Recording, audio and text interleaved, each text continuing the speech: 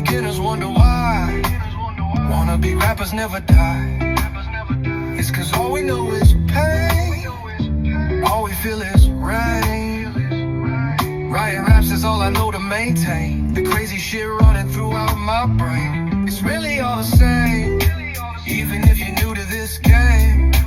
We putting it down to refrain from busting out from all the pain. Writing words to maintain, rapping poems to stay somewhat sane. It's really my only escape, transmitting all this pain. Only way I don't go insane, honestly, already lost my brain. You gotta be insane to even consider playing in this game. I'll write, I'll rap, I'll sing a Lil Wayne. I'll never stop, I can't quit, I just became. I came to spread love, shine light again. Turn words bright, cast from dark pain. Write poetry on white paper with blood stains. It's really all the same, even if you're new to this game.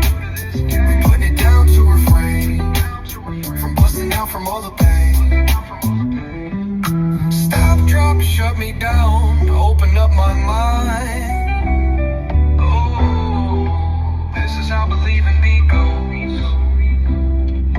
Stop, drop, shut me down, open with my rhyme. Oh, this is what believing me knows. Winners wanna try, sinners gonna lie. Then beginners wonder why wannabe rappers never die. It's cause all we know is pain, all we feel is rain. Writing raps is all I know to maintain the crazy shit running throughout my brain.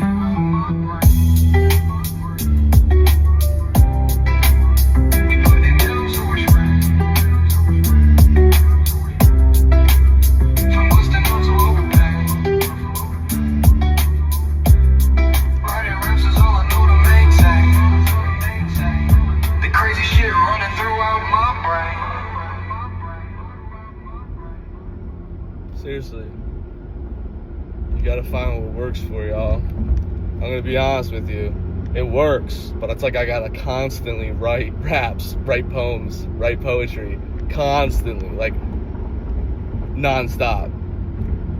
Because the loneliness and the pain and just the world is so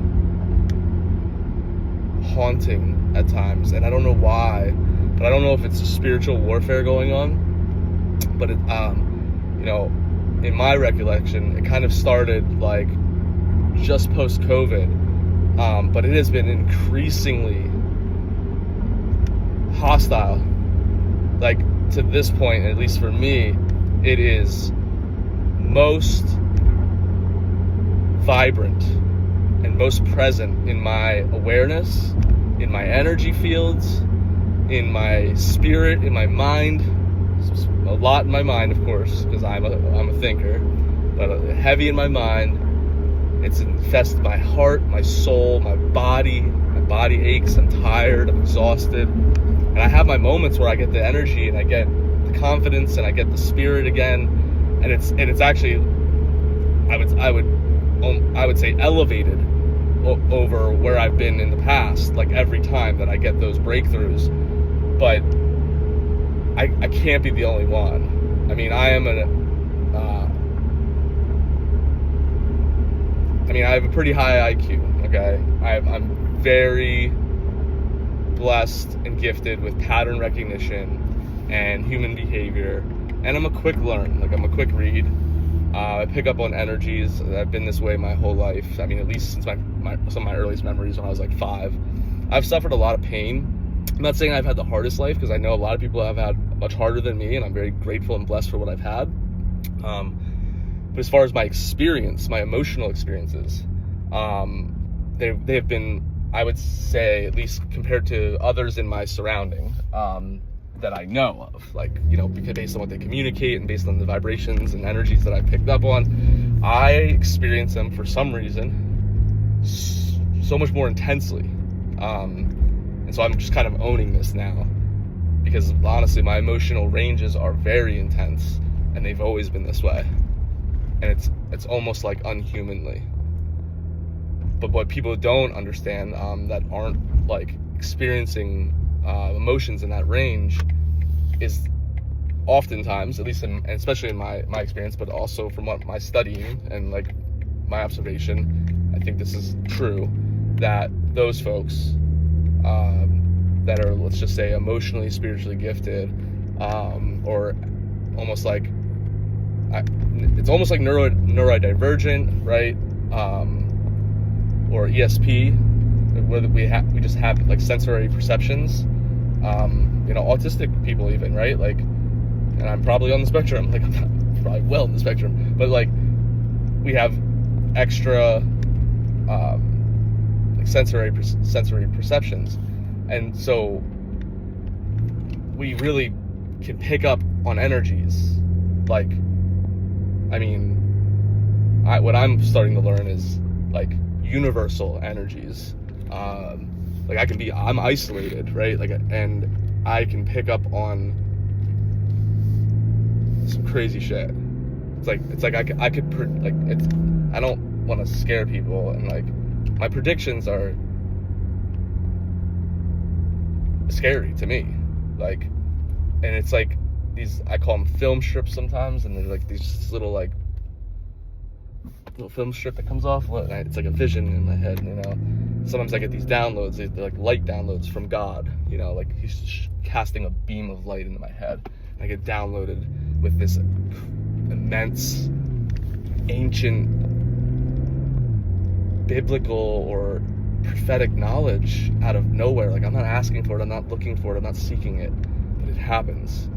And it's been validated in reality, like in the three-dimensional reality, within minutes of those downloads. That is intense. It's been validated in biblical text that has been like laid on my lap, basically, to the page, like to prove to me that this, like, it's bizarre. And so I guess I'm just really tapped in. I didn't ask for this, and I'm learning how to utilize it. And right now, the best way I know how to utilize it is through my writing. But that's not even the best translation of this for me. Like, I know there's a better translation, because it's becoming so intense lately, and I think it has to be some sort of spiritual warfare, because I've been battling dark energies my whole life. Like, I'm like almost like a sacred mirror for a lot of people, and I take the brunt of whatever is revealed in that reflection for people, and I've been taking the heat for that, like, and transmuting it and alchemizing it for that individual, whether I even see them again, like, energetically, I'm alchemizing that for that person that I interacted with that had these dark energies that they didn't have to communicate with me. It was communicated through frequency, through vibration, through my encounter with them. And so, I don't really know why we have these abilities or these gifts. I don't know how to define them. I'm doing my best to put it into words right now, to articulate my current understanding of this. I sound like I'm describing an alien. Maybe I am. I don't know. I do feel really deep in my gut that I am actually like a star seed. Like, I'm from the cosmos. Like, I don't know. It's kind of like a knowing. The moon and I have a very, very intimate relationship. We always have. And we're not going to go there right now, but very intimate relationship where we actually have cause and effect on each other in profound ways. I'm just staring at her right now. She's wild. The moon, I mean. But yeah, I lost where I was on that. but really where I was going with it is just like the intensity of where we're at right now. I think in the spiritual warfare or realm, where I think a lot of people are being called and they don't really understand it, and I'm one of those people.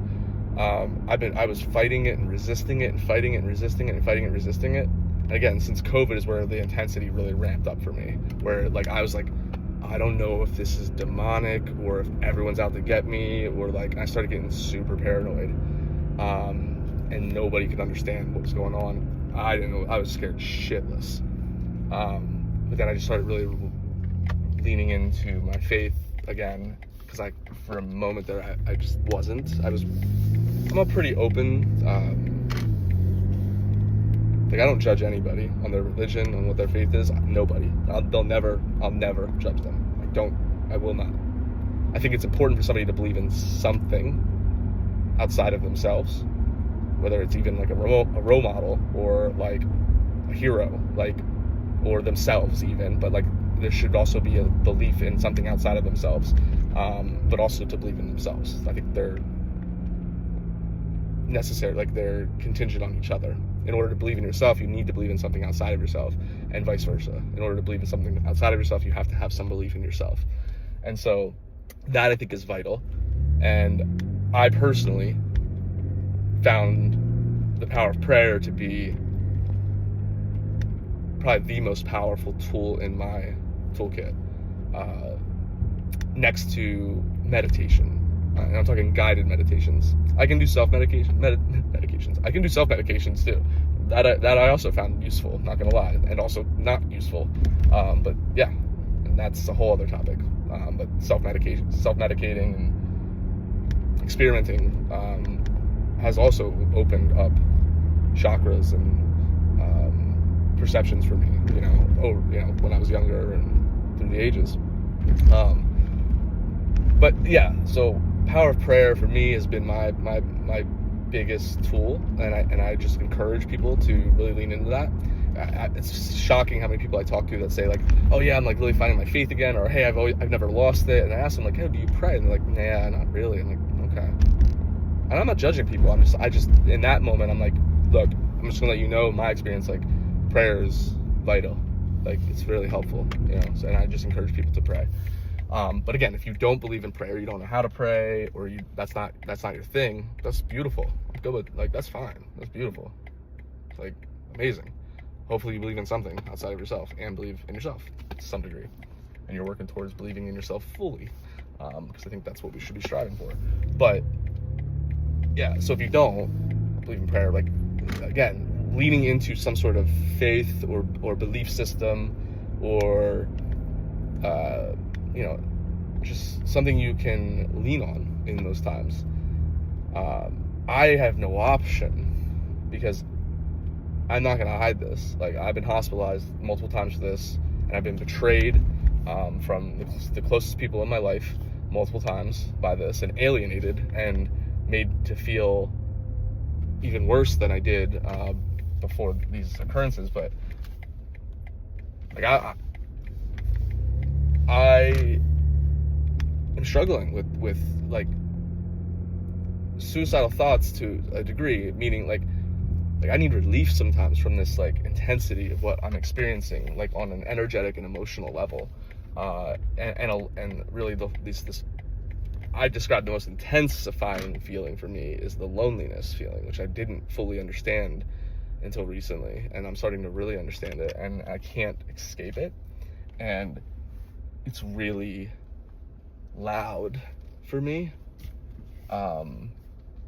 It's almost louder than betrayal, and betrayal for me has been the loudest noise, white noise, the loudest fuzz, the loudest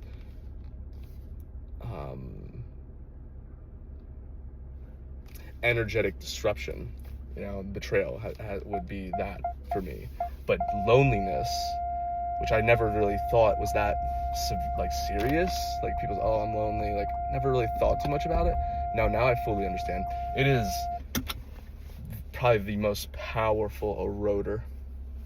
It makes sense to me, because like I think about, like, in prison, the harshest punishment for anybody in prison is isolation, right?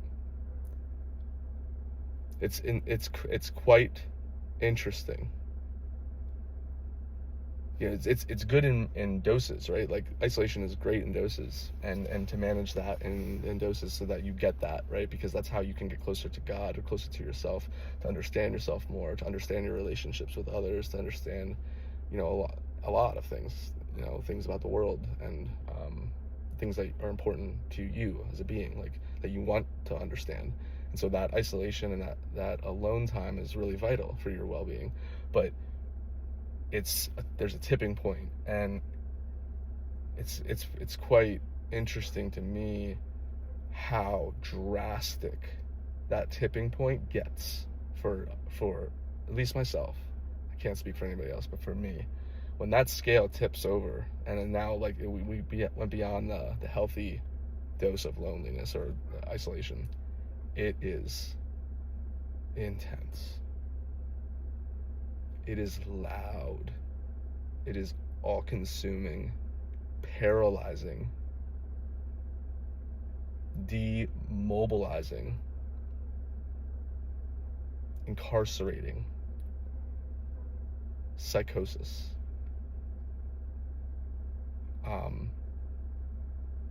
And I don't wish that upon anybody. It is dangerous. And I don't think I'm the only one that would describe it this way, but it is beautiful at the same time, but it is dangerous.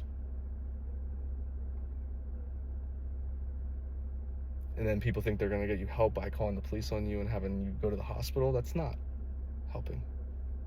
I assure you. I promise you.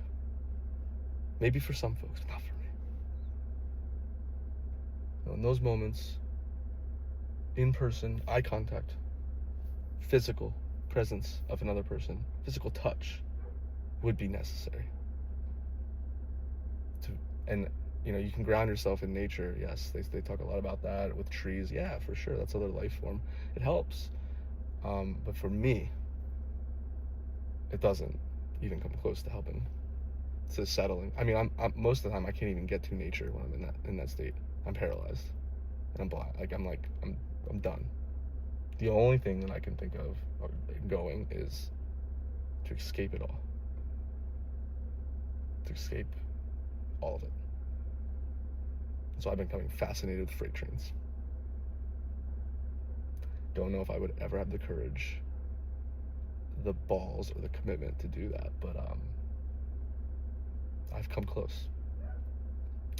And I'm not scared about it, because honestly it brings a smile to my face in those moments. It really does. It's like, ooh, peace.